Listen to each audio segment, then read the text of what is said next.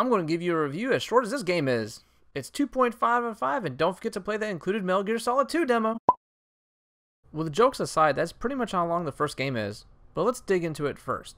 First, the combat. In the first game, you fly around in a boarded-off opening plane, combating squads of enemies in good old hack-and-slash style. You can dash around to avoid attacks, or dash into enemies to make your attack stronger. Nothing really too in-depth, straight up and forward. I can't say more about the story. It plays out like the opening of a movie. And just when you think about to really get it started, you find out that you just beat the game.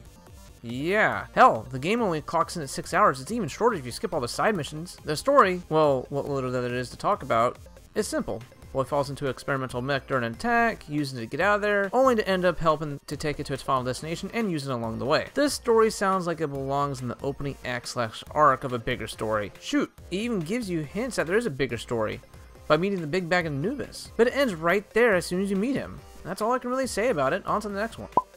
First, I want to talk about the combat, but just briefly. It's pretty much the same from the first game, just fine-tuned. Better timing with attacks, somewhat better lock-on system, and a much more in-depth sub-weapon system. The last game only had you using it once, but in this one you pretty much use this new sub-weapon in the level after that you obtain it. But let's talk about the story here, because it's a lot more involved than it was the first game. You played Dingo, someone who's looking for some honest pay while a war is going on between two other factions. But that all changes when he comes across the mech from the first game, Jehuti. And just like the first game, as soon as he finds it, he has to hide in it while he gets attacked. But it changes right after that. Soon he gets sucked into the mech's fate and has to either help it or change its own fate. And that is all I really want to say about the story, because this game has some genuine twists and I don't want to spoil it at all. I do love all the Egyptian themes going on here. It wasn't so much in the first game outside the mech names and the title screen having some hieroglyphics hidden in the background. And I am a huge sucker for the stuff. I'm actually playing Assassin's Creed Origin in between games right now. And if you look close enough, you see that the designs of the mechs actually reflect the names of the gods they're based off of. Especially Anubis, you can definitely tell who he is based off of. Especially between the ears, the head mold, and the tail. This game is short, but does clock in at around 8 hours from the main story, and does have some replayability with other modes, and it does have harder difficulties as well. So that is a definite plus, and really shows that they know what they were working with this time. One of the big downsides to this game is the camera. While you're out in the open, it is fine, but the second you go into a building with tight hallways, you are going to fight this thing. There is one boss fight I had to keep redoing, all because the camera wanted to fight with me every time I got slammed into a wall or got way close to an enemy. But that is the only real negative thing I have to say about this game. Both of these games tout that they have high-speed robot action, and it really delivers, especially with the penultimate battle with Anubis. I felt like I was really like in an anime fight, barely winning with a scrap of health, making me yell out, "Hell yeah!" when I beat him. It was one of the most satisfying victories I've had in a while. So, final thoughts.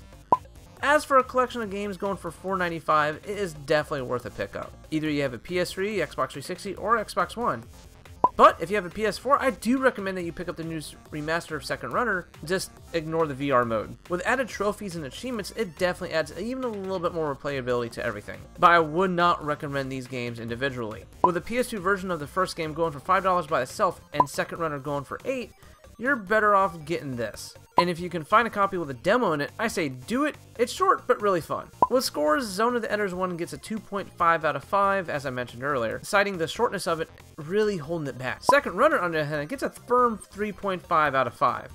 The length again holding it back, but not by much. The HD collection is getting a solid 4 out of 5. For 2 games under $5 is definitely a good deal. The story definitely has me hooked. I'm actually looking up the anime and the side games as you're watching this. Oh no.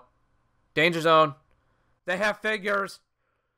You're tearing me apart, Anubis! Now, excuse me while I go broke buying all these things. I'll catch you guys next week. I'm gone. I'm Ghost. I'm out of here. I'll see you guys later. My wallet!